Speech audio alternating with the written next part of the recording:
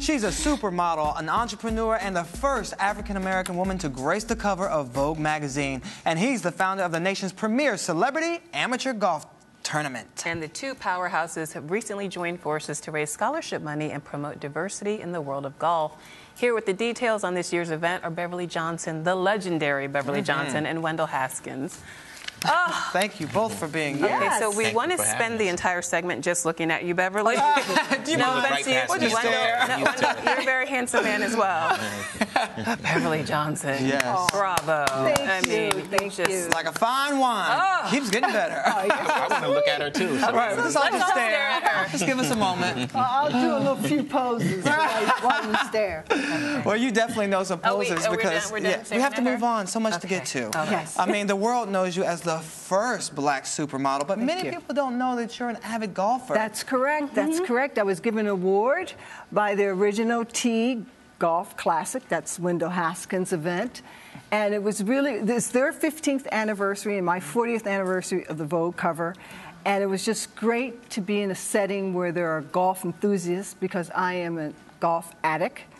And people that appreciate the game as much as I do. And Wendell has done an amazing job with the organization, his golf tournament that he's been doing for the last 15 years. Now, you say golf addict. How often do you actually golf? Yeah. Well, I can't and when did golf, you start golfing? I can't golf as much as I started about 14 years ago or so.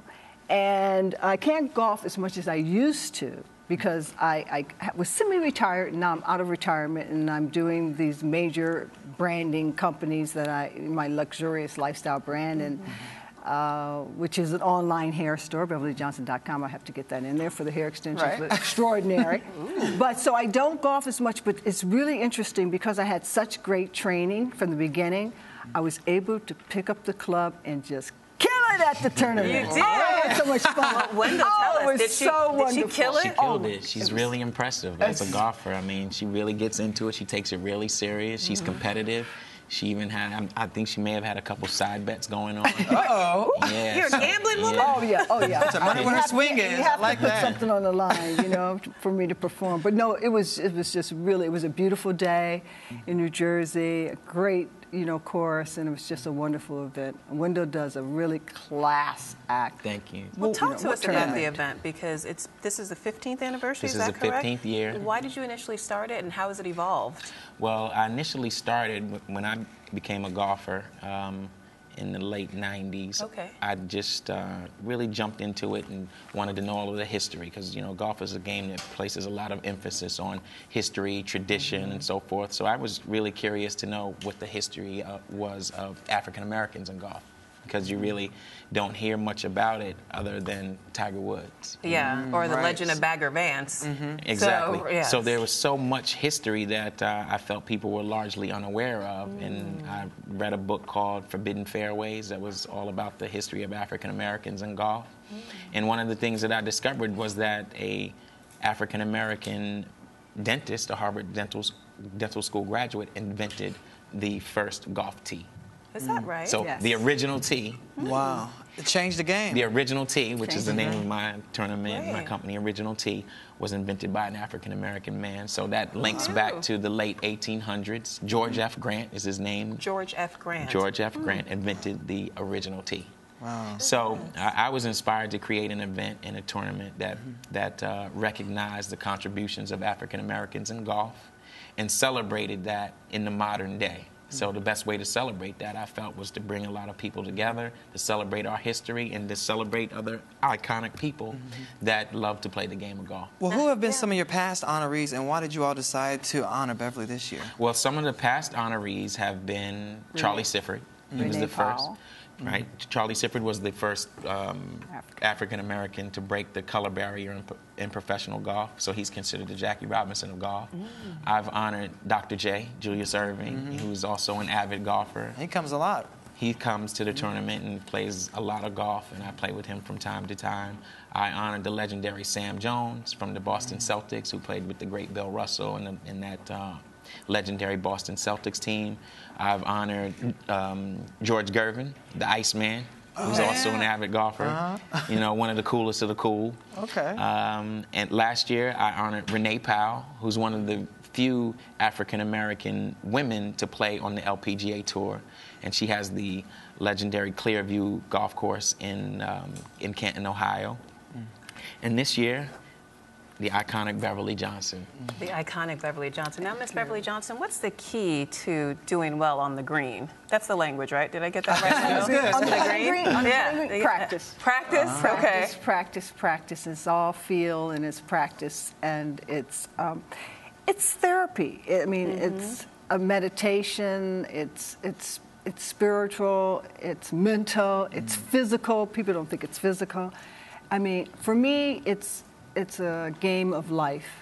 It's really a game of life. My husband says the same thing when he wants to spend all Saturday away from the house. Yes. So he's not making that up? He's taught you well. So that's true. Well, it's like in life, you want to be successful. Right. You know, when you go out on the golf course, you want great results, just like you want great results in your life. Yes. And you have to put work into it. Well, you're also helping young people be successful because this organization and the tournament is raising scholarship money, right? It raises money for the Bill Dickey Scholarship Association, which provides scholarships for young people to go to college to further their education, and those students are also golfers.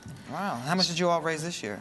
Well, you know what? We just did it yesterday, so I'm still tallying the numbers. I'm still tallying the numbers. But over the years, we've given the Bill Dickey Scholarship Association over $80,000 towards scholarship. And Shannon's check hasn't come yet, so So add that into it. That's another 80 right there. Yes. Okay, so we've got to talk about fashion. Wendell, I'm sorry. But No, and there's this fashion component of the tournament, too. Yeah, I should tell you about. Okay, You should let's see talk him about and your fashion Ben first, Hogan. and then let's talk about the Vogue cover anniversary. Okay, Wendell, you first. Fashion, quick.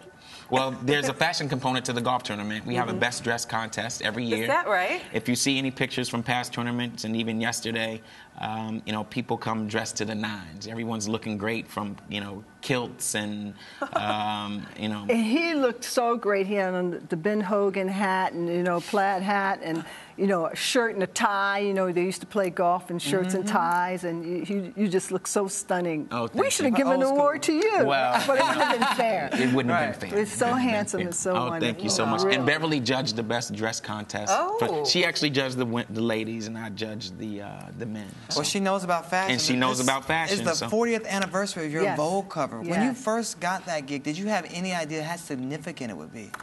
No, I didn't. As a matter of fact, all I wanted was the cover of Vogue because I had a number of other covers, Glamour magazine and other covers around the world. And I knew that you needed the Vogue cover to reach that pinnacle in the fashion industry. And so that's what I wanted. And so I got it. You know, it took a little... Where were you when you found out that you got it? I left Ford Models and I went to Wilhelmina because Ford Model Eileen said I wouldn't get the cover. I didn't know why she was saying that, but she had reason to say that. So I went to Wilhelmina Models on good terms, of course.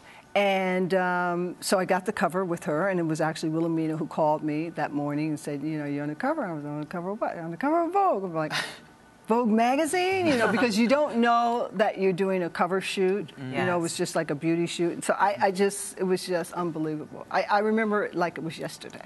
It was so thrilling and exciting. I mean, because and then after I got the cover, then all of the interviews came in from right around the world. The first one was from Africa. Really? Saying, so they finally got it in America, you know, about, you know, the racism and also, you know, the discrimination in the fashion business and also the people of color really being accepted into mainstream America on Madison Avenue. And I was like, oh, so I'm the first person of color on the magazine. So I got it. And it's been a responsibility. I was going to ask you, because when something like that happens, it can be, you know, it's both an amazing opportunity, but you become a representative of a people also. Yes. And it was a lot for, I guess I was 21, 22 years old. And with that responsibility, I felt it's a duty to find out really about who I am, my heritage, and, you know, how I got here, where I came from, and where I'm going to go. And so hopefully I lived up to, carrying that very special moment in history, and I feel like I'm the Jackie Robinson of the fashion industry, Definitely. and so it's been a great ride. It really has been. And as the Jackie Robinson of the modeling world, do you think things have gotten better for models of color or worse since you broke that color barrier? Well, it's very interesting. I'm recently did my memoirs for Simon & Schuster, which will be out in January. You are kidding. Yeah. Next January? Yes. Ooh. January 2015. I want that for Christmas. And you have to come Don't back. Don't play around. No, I want that for Christmas. You have to come back to tell us more when it was released. Oh, yes. Absolutely. It is a page turner, and so I speak about those kind of issues because in the 70s we had a number of black designers and a number of women of color, where today we've made some significant advances in the way of diversity, global diversity. We have African models, and that's so wonderful to see. But in the way of, women of color on the runway, we've experienced where there haven't been very many, which is, a number of steps backward. So hopefully this season will be different. Okay. Definitely different. And you're not only a model and an advocate for diversity on the runway, you're also what you like to call a modelpreneur. Yes. All right, so tell us about your entrepreneurial ventures. Yes. About 2.5 years ago, I did a very Beverly Johnson wigs and hair extensions, and I feel that the company I was with, we really revolutionized the way people feel about wigs and hair extensions, which was fashion accessory. I wasn't even wearing hair extensions at the time. And so one of the things that I always wanted to do, I wanted to go into business for myself. So I didn't re-sign my licensing deal. And because I wanted to go into business for myself, and I wanted to make an uncompromising product. And that's what I've done with BeverlyJohnson.com with the hair extensions, and then we have mineral makeup and a whole lot of other really good goodies. So only in an attempt to help you publicize your company, are you wearing your own extensions today? Yes, I am. Yes, I am. And it looks flawless. Thank you. Thank you so much. Thank you so much. Had to ask. Hand-chosen. No, you didn't have to. You never ask a woman her age, and you never ask her about her extensions. Well, she looks that good. This is company. an accessory. I'll be a redhead in next week. Okay. Wow. All right, so before you go, Wendell, tell us what's next for you and the tournament. Well, for me, I was recently appointed the Senior Director of Diversity and Multicultural Initiatives at the PGA of America. Wow. So I just recently relocated down to Palm Beach Gardens, Florida. And the Original Tee Golf Classic will probably be in conjunction or an event of the PGA of America. And we're looking to expand it and grow it and put more resources into it and do some fantastic and amazing things. All right. Congratulations in advance. What did they say on the green? Is it 4? All right. Watch out, thank you for being here. I couldn't resist. Very good. I'm sorry. All right, we'll be right back with more Rise Entertainment 360.